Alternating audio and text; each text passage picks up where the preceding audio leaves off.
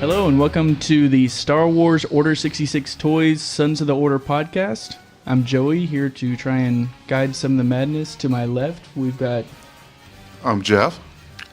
James, speaking with his voice. Jason. And Chuck. And we're located here in lovely McKinney, Texas. We're the only exclusively Star Wars toy store in the country. And... I don't know, probably going to stay that way for a while. Absolutely. If you're interested in seeing what we have listed on the website is orders66toys.net.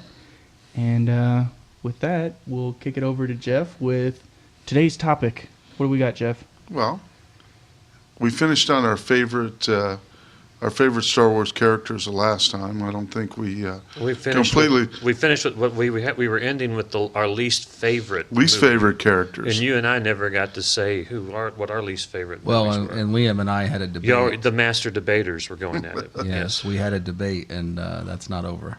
Yeah, well, but that's going to have to be... But Liam's not here. So Liam is noticeably absent today. Liam is absent, and so is Laney. Yeah. So we have a very testosterone-driven crew tonight. That's why the Empire. That's why it's episode 5, folks. It's the Empire Strikes Back. Empire Strikes Back, absolutely. So I was asked a question just last week, and it was pertaining to the new movie coming out, Episode 7. The Force Awakens. Force Awakens, coming out in December. Probably about, 300 days from now? 308 days, 5 hours, and 46 minutes. 308 days from now. Yeah. But who's counting? Nobody's counting. And, you're listening to this. It could be tomorrow for all we know, depending on what time you're listening to this podcast. But go ahead, yeah. Let's hope not. Yeah. Well, let's introduce our guest first. We have Jason Thompson sitting in with us this evening. Jason, welcome to the table. Thank you, Jeff. Jason's been a longtime friend of Order 66. He actually helped when we were rebuilding some of the store, tearing some of the walls down. And Jason, for no better term, is a accomplished poker player. Yes, I am. Don't be so shy, Jason. So this evening, the question that we're going to ask is, can we get excited over the release of Episode 7, The Force Awakens? Or the search for more money, as I like to call it. The search for more money. For more money. Yeah. Do you know, that's funny, because they're actually contemplating... Mel Brooks has it in the works to do Spaceballs 2, The Search for More Money, which I think is outstanding. Not to get off topic, but I just wanted to plug that because that's awesome. That is on topic, I love though. Mel Brooks. Well, it is on topic, but it's completely different than what our main topic It'll be a different story if it's actually confirmed or anything. But it'll be awesome if it happens. Super cool. That's totally good. So. He better do it quickly because he's 9 days older than baseball. But it is awesome that Episode 7's coming. I mean, we've waited so long. 1983 was the last regular film that we saw. Everything else was prequels. Well, that's a long time to wait. Do we want to include Episodes 1, 2, and 3 in the discussion? Well, they're prequels, so we already knew kind of the outlay of what was going to happen. It's part of the discussion in that you can talk about anticipation then versus anticipation now. Exactly. How does the results of the prequels, does that factor into your excitement for the upcoming sequels?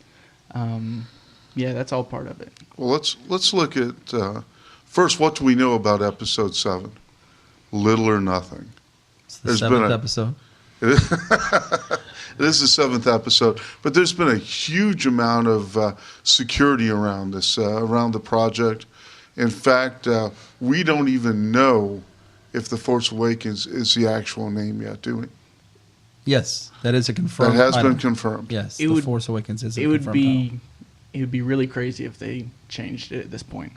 Yeah, because it's already the film's already been shot. Well, I wrapped. thought New Hope was called Blue Harvest forever. Return of the Jedi? Was that Return of the Jedi that was Yeah. Blue Harvest? I think so. No. Well, Return of the Jedi. That was I the- thought that was New something Hope. else. I thought that was the original name for New Hope. I don't think so. Well, I might be wrong. I think that was Return of the Jedi. Fact Finder? I think that's made up. I think that's all made up. No, I think that was the alias that the film was shooting under while it was in production. Well, first of all, how many of us liked 1, 2, and 3? not me. No? No, man. I absolutely positively did. You liked the whole trilogy, Yeah. What kind the of fans prequel are you? trilogy? I think with Chuck, he's very much the Star Wars historian, and Okay, I could see that. I think that as being an historian, that's going to be something that's very appealing to someone like that. We never got to expound on or talk about you or I about our least favorite. And I think at the end we kind of just said what our least favorite was, and that was it because we had the master debaters going. Listen, But- I'm the kind of guy that does not, like, I'll cheer them when they score a touchdown, but I do not boo them when they get an interception. Well, I didn't. I'm not that kind of fan. But the thing is, I don't think I booed them. I mean, with the problem I had because to me, just looking at from not from the special effects or the storylines or any of that regard, seeing episode 1 not too long ago with my son who brought me to the movie that restored and all that, the acting was so stilted. I thought the acting was horrible. And so I know that's a different angle for a Star Wars critique, but I just thought it was so plastic. The acting was just not real to me. So that was kind of my main critique of the movie. There was a good amount of computer animation in it. Well, there mean, you go. if I mean, that's- and you and I were talking about that. I'm the type of guy who, I do like the Star Wars movies. I do like movies with special effects, but I kind of prefer movies that don't necessarily have those things. I can enjoy sitting at home watching Turner Classic Movies more so than seeing all the explosions and bombs and all the special effects. You have to admit that that's part of Star Wars. Yeah, and so It is part of Star Wars. So that's kind of where I'm coming from. But give me 4, 5, and 6 any day of the week. But the prequels I wasn't really into. Well, then let's go back and let's hit that question again. Are you excited about Episode 7? Yes, I am excited about Episode 7. Any true fan would have to be excited about it. It's the return of Leia. It's the return of Luke Skywalker, of Han Solo, of Chewbacca. We really don't know who else is going to be involved with it. There's been rumors out there. But we would get to see some of these favorite characters after 30 years. That's what's the going to make it appeal. cool. That's the appeal, especially to an old guy like me. To see them come back. Back when I was a teenager or in my early 20s, when those movies were coming out. So that's what's really appealing to me. And I would say, looking forward at the upcoming movies, looking at it, I can't help but look at it through the lens of the prequels. In my mind, the prequels have their place in, kind of like what James was saying, almost a historical perspective. Okay, this is what happened. I don't necessarily need to go back and watch them again just because, to me, they're kind of painful. And so, like I said, if you gave me the outline, here's what happened, okay, then that's the purpose that they serve to me. I think that's exactly right. The problem is that we already knew the story even before the story came out. Well, I could debate that too. I mean, and I could debate it from the perspective of something like Lord of the Rings. Reading the books as at a very young age, and then getting to see the films that Peter Jackson did. The books have always been better. But the adaptation to see it unfold in a live action format with this huge budget and shooting the films all 3 films at the same time, which had never really been done before, and completing them, virtually within months of each one, being filmed, was outstanding. And to see that stuff come alive, even though the books are so much better, to watch them is amazing. Yeah. And I think that rings true for exactly the other films as well, for the Star Wars films, is that just knowing it and then being able to see it on screen is far different. Well, did we need to know about the love affair between Padme and Anakin? Well, that's that's exactly the birth of the Skywalker family. So, that's a huge component. You can't just kind of glaze over that. But did we have to go through the 8-year-old child and the 16-year-old girl? And there were parts of it that I just thought were unnecessary, I guess. Yeah, but I think George Lucas really tries to put together something for everybody. Do you think Lucas was just trying to actually hit those very minute details to get those really hardcore Star Wars fans? I think I don't even think it's that. I think he's a completist. I think that he wanted to tell a complete story that's not missing anything as far as his vision of what the rise and fall of Anakin Skywalker was, because that's really what the story's about. The only thing that I can think of, if you're going into the history of Darth Vader, looking at the prequels, one of his first big major steps happens in Episode 2 when he goes and he slaughters that pack of Tusken Raiders. The Sand People, and that is all connected with the relationship that he had with his mother. So they wanted. My only guess is that they wanted to show him as such a young child to really build on that relationship with his mother and solidify that, so that you could accept that, okay, when he grows up to be a 20-something, then the loss of his mother would send him down that road. That's the only thing I can think of with showing him at such a young age like that, to cement that relationship. The part that bothers me, the part that bothers me, I think he painted himself in a corner, because he had 3 films to tell that whole story, and the third film was really rushed because there's so much to tell that was left to tell in Episode 3, that I think that 2 was stretched out a little too much, and because I kind of feel like there's more to tell. Like when they talk about, they talk to Shmi, and it's like, well, when Qui-Gon's questioning her about where Anakin came from, it's like, well, I can't explain it. There was feelings. And that's a huge part of the story as to how she actually, conceived Anakin. Sure. And if people knew the truth behind that, or at least it was revealed in the films, it would have gave a very different look as to why, why Yoda was so overly cautious about training him to begin with, why Qui-Gon, was so passionate about, him being, becoming a Jedi, and why Obi-Wan, finally did mentor him.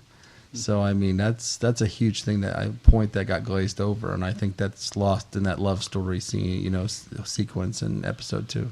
Taking how excited you were over Episodes 1, 2, and 3. Are you equally excited now? I would say more. You're more so excited. Yeah. Good. And why is that? Is it because of them being prequels? Personally, I'm excited because it's a new story.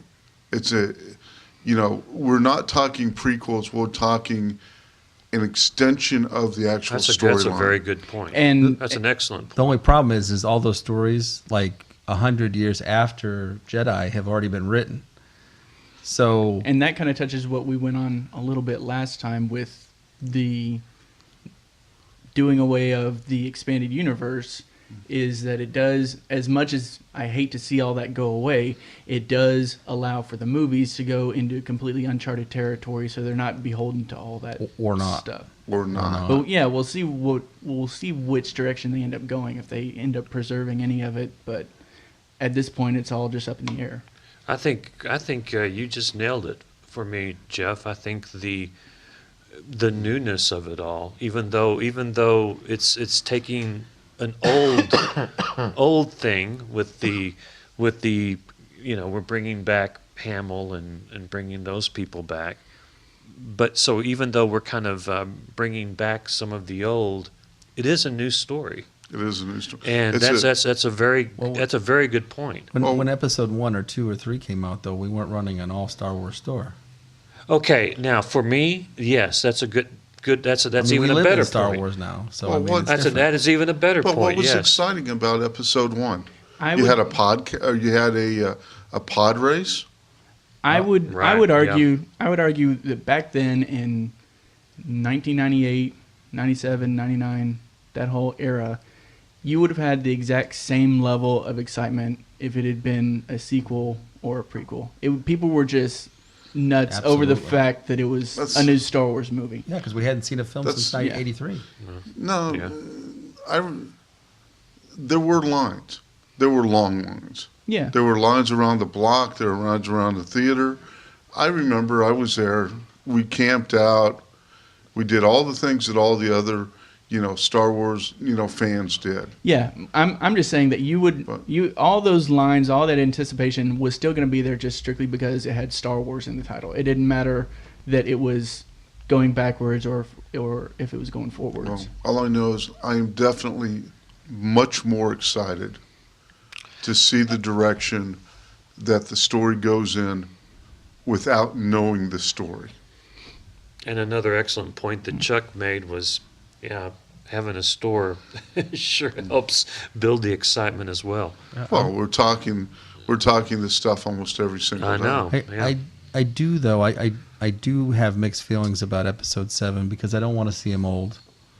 There is okay. that. There is that. I don't want to see him older because I'm getting older. I'm much older now than when I went to see A New Hope. That's for sure. Way older.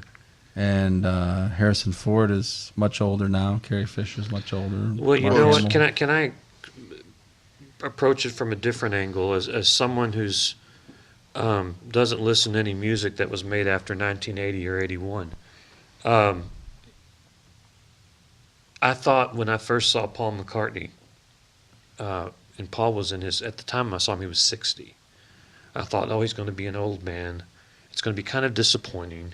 He's not going to be that same young guy that we saw back in the day. And when I saw him, it was amazing. I'm thinking that we all are going to get that same type of feeling, even though we're going to see them 30 years older. Oh, no, I agree. I think we're going to get that impression. It's going to bring us back. And as me being a baby boomer, and you too, Jeff, nostalgia is a big thing. Absolutely. And nostalgia is so important to our generation. And they could be 83, and I would be so excited. Would I be a little sad to see them? Oh, yeah, but it'll be so exciting to see them again. Yeah, but the thing is what's different is like the whole time I was watching Jedi, I was waiting for some major catastrophe in the main cast because that's like almost always what's going to happen in almost every serial, film, whether it be Harry Potter or Lord of the Rings or Star Wars.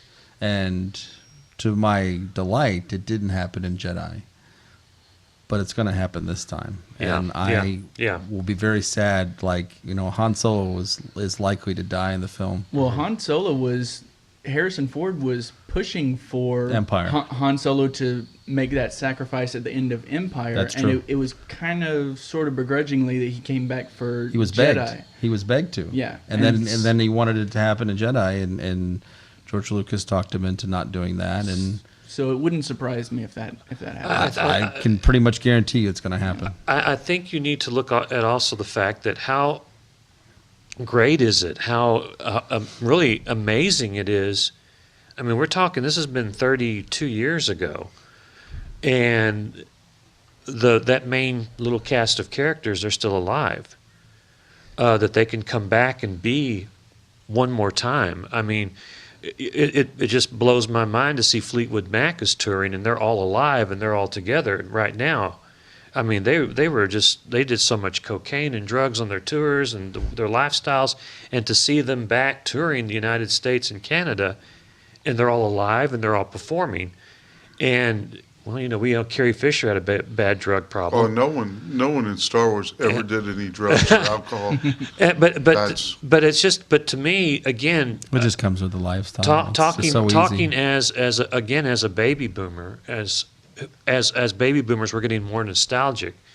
It's pretty cool that they are still around and that we can still see them again, at least one more time. Oh, I'm very thankful for that fact. It's just that it's hard to, it's like you kind of almost look away, not wanting to see what's inevitably going to happen because somebody's going down. Likely more than one person. I mean, I wouldn't be surprised if Chewbacca dies, Han Solo dies. That's a package deal. Luke might go, or Luke might make it into episode 8, but then die in episode 8.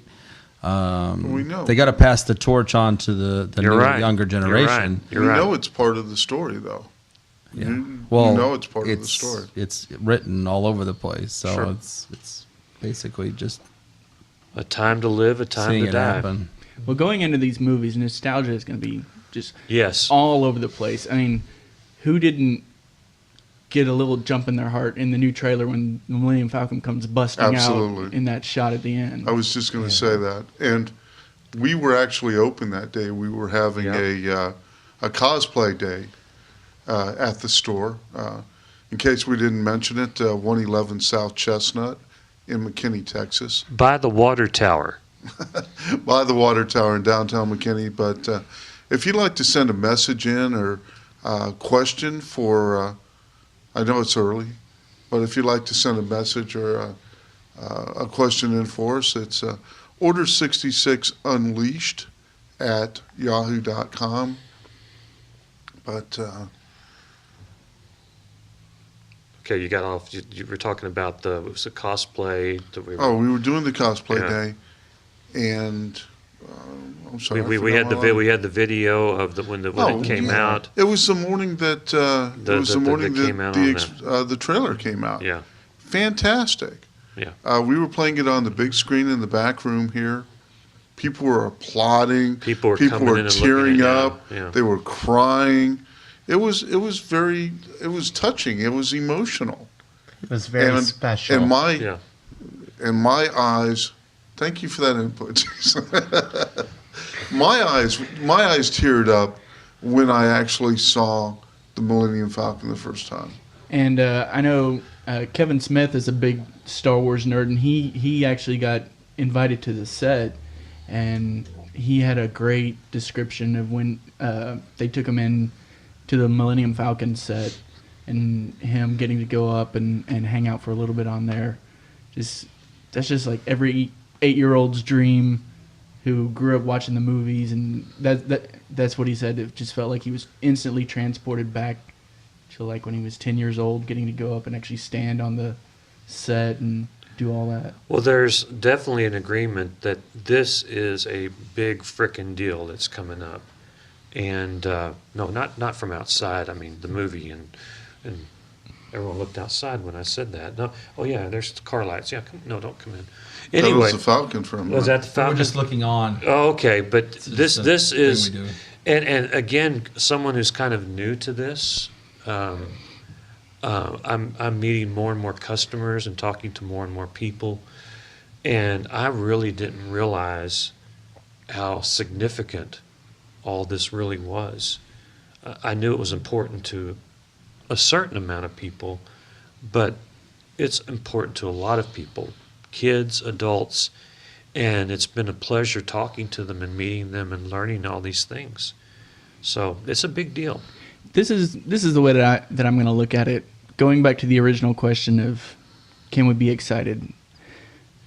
I know going into the prequels, especially going into Episode 1, anticipation was just so incredibly high. Absolutely. And everybody had heard, who was into Star Wars, that making the original trilogy, especially the original movie, but all along the way, Lucas had so many problems going through it. He had to fight with the studio constantly, budget issues, all kinds of stuff all throughout. And so I would hear those stories and say, you know, if he was able to make the original movies with that kind of adversity or those kinds of challenges going into the prequels, he's doing everything his way. He's paying for everything. He's doing the writing. He's doing the directing. He's doing everything. If he was able to make those great movies with all that going against him, surely, what he could do. Yeah, surely the new ones are going to be amazing. And then I was so wrong. It just turns out that in my mind, he's his own worst enemy in surrounding himself with yes men and not having enough pushback on some of the dumber ideas. So we could talk about Jar Jar all day long, but just all along the ways that, like you said, the acting, the writing. I know at some point he even brought in some additional screenwriters to help, and what I have heard, I could be wrong, but I've heard that he disregarded a lot of what they did, a lot of the changes that they had made. And so in my mind, if you're going to call the prequels a failure, it's going to rest on him since he was doing everything. No, I'm not. I don't know if anyone called him a failure. Well, all that being said, going into the new movies with a whole different set of people coming in to play in the Star Wars sandbox, that's what I'm excited about. Yeah. Seeing what other people can do. Yeah. And just seeing where it can take off with a bunch of the people that Star Wars influenced their careers and their upbringing, just seeing what this whole new generation of people can do with it. That's what excites me. Well, Chuck, and I mean, you guys, I don't remember. What was, I mean, obviously people were excited. What was it, 1999 when it came out? Phantom Menace, yeah. Yeah, so people were obviously excited about it coming out, but you were talking about some of the problems that Lucas was having on the set, whatnot. Were there rumors coming out about the movie that it wasn't perhaps quite what people were looking for? With the prequels? Yeah. No. There was no rumors or anything like that? Okay. That was very tight-lipped. Yeah. Okay. Up until its release. And then people were in the theater, and I remember a lot of people's take on it was like, okay, this is going to be awesome. All right, this is awesome. And I'm like, wait a minute. Okay. All right, well, maybe it's just getting off to a slow start. Well, Yeah. Star Wars. Yeah. And then it's like, and then as soon as the credits roll, it's like, well, maybe I should go watch it again. Maybe I missed something. So they go watch it again, and after the third or fourth time they saw it, it's like, no, that wasn't what I expected. Yeah, I know. I will readily admit that it took me years to come into the realization that I didn't like them. What I saw episode 1, I want to say like 9 or 10 times in the theater. And anytime any of my friends at school would talk about, oh, it's not that great, I just kind of brush it off. And in the back of my mind, I'd be like, okay, even if it wasn't that great, even if I'm going to believe what they say, it's all going to come around with episode 2. That's when things are going to really start coming together. Yeah. And then episode 2 comes out and it's more of the same. Like, okay. Rise and shine, Georgie. Here we go. Episode 3, that's going to be, it's going to make everything worth it. Wake up call. And then episode 3 comes around. And I said last time that it was the only one that I thought was close to the originals. I don't understand. Yeah. I really don't understand why people are so against it, too, because I think there's so many great things about it. Chuck, against episode 3? Against the first one? I could see a lot of people's disdain with the first one just because, it is a story that doesn't have a lot of meat to it, just because it's like, okay, well, this is where we found Anakin, and they had to build a story around that, which the story is not a great story. It's like there's a, trade embargo on Naboo. But episode 2, I mean, Obi-Wan versus Jango Fett and the whole clone army starting and the Battle of Geonosis and Dooku versus Anakin and Obi-Wan and then also ultimately versus Yoda. There's so much cool stuff in there.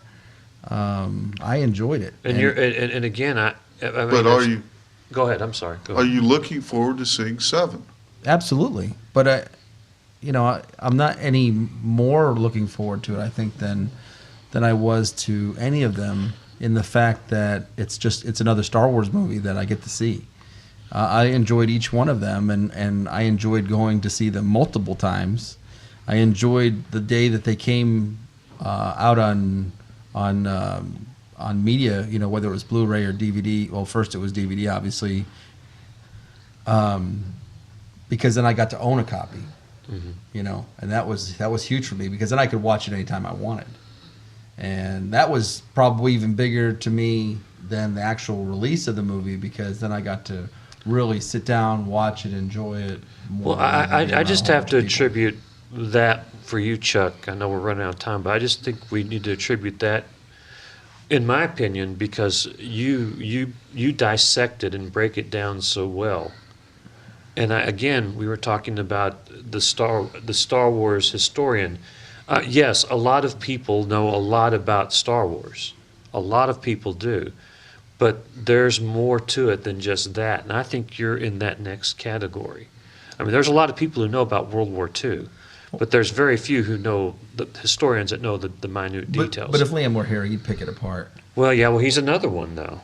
Yeah. Oh, yeah, y'all would have another master debate. Picking it apart. He ain't here today. He ain't here. No, he ain't. He ain't here. He ain't. Well, to close it out and to answer the question that we posed, I am absolutely looking forward to seeing episode 7. As am I, sir. And with the idea that I think we just knew too much. In my case, I knew too much about the prequels. Because we all knew how it was going to end no matter what. We all knew how it was going to end. Good point. And I kept looking at young Anakin and saying, I feel as though they're pandering to us. You're going to be in jail by you're 23, buddy. Do what? You're going to be in jail by the time you're 23. Yeah, see, it was just they were pandering to the audience, I thought. But it was a great story. It was a great story. I enjoyed it, but I'm really looking forward to episode 7. Yes. Darth Maul, Jango Fett, General Grievous. Do those names mean anything to you? Yes. They sell really well. They sell well in the There's store. a reason why they sell really well, because they were good. No, it's because we're charming. Well, for Sons of the Order, Order 66 Toys, and the podcast, it's time to sign off. So, with all that being said, again, we are Order 66 Toys, located in McKinney, Texas. If you've got any questions, feel free to shoot them our way at order66unleashed@yahoo.com. The website for the store is order66toys.net. And for Sons of the Order, we have... I'm Jeff. James. Jason. Chuck. And I'm Joey, and we'll see you next time. May the Force be with you. Hare Krishna.